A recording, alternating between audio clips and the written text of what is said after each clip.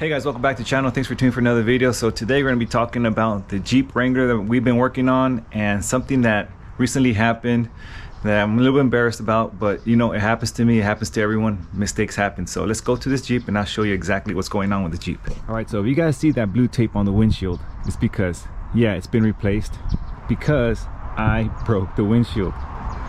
Yeah, I had a nice nasty crack right here, and the way it happened is, just let me walk you guys through it real quickly so you guys understand what happened. But for these two-door Jeep Wranglers, you know, you got the seat right here, and for any passengers that have to get in the back, you have to like do this, move it forward. So it kept on getting stuck. All right, so this seat kept on getting stuck, so I was taking my time going through all these linkage and making sure everything was lubricated and everything's working, and you know, I got it working really well, but to the point where it works. So I was doing this towards the end of the evening and it started to get dark, so I needed light, and I didn't turn on the dome light because the batteries was not connected at the time, because we're still working on some of this the heater core on this car, and we did get it done, but so I had no light. So I went inside, I grabbed my light and I mounted it right here in this area. Okay, and I want you guys to notice something. Look at this area when I move this seat forward, and you understand why, where I'm going to get to.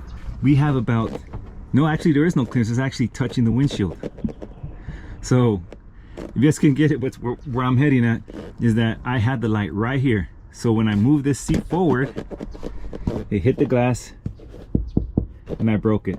So believe me guys when I tell you that I was pretty pissed off at myself, because you know, I should have been paying attention and I should have known better, but you know, things happen and you live and you learn. So yeah, we have a new windshield, and this is actually working really well now. I did trim the floor mat, but now let's move forward. So you actually need two hands to do this. So first of all, hit this lever. Once this is in this position, then you just push it slightly forward and it goes in nice and smooth. So this is working flawlessly now. I'm really happy with it, but I'm not happy that I actually ended up breaking this glass. But you guys can see everything's cleaned up. I took my time and I actually kind of like detailed this whole area. I haven't polished this. Completely unnecessary, but I polished it either way.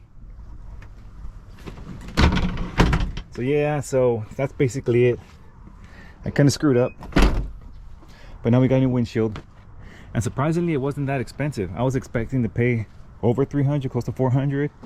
And I went to Fresno up north, and they actually ended up charging me only 200. But since this outer molding was little hard, they couldn't reuse it, they charged me a little extra because I had to replace that as well.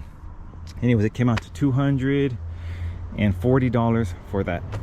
But the other thing I want to ask you guys, since you guys are here and you guys know we have this Jeep on the channel, I want to ask you guys, for you guys that have soft tops on your Jeeps, how do you guys maintain these to keep them waterproof?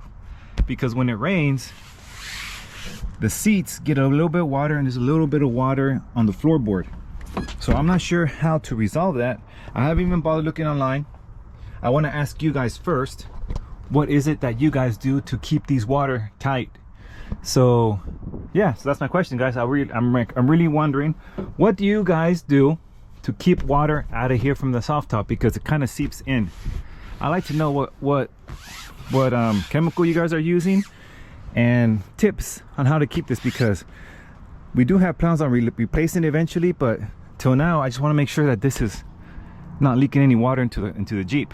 So anyways guys, please make a comment. I would like to really look at those comments, and hopefully it's something that I can do to this Jeep to keep the water out of it. But anyways guys, thanks for watching. Hopefully you guys make a comment so I can respond to them, and I'll see you guys till next time.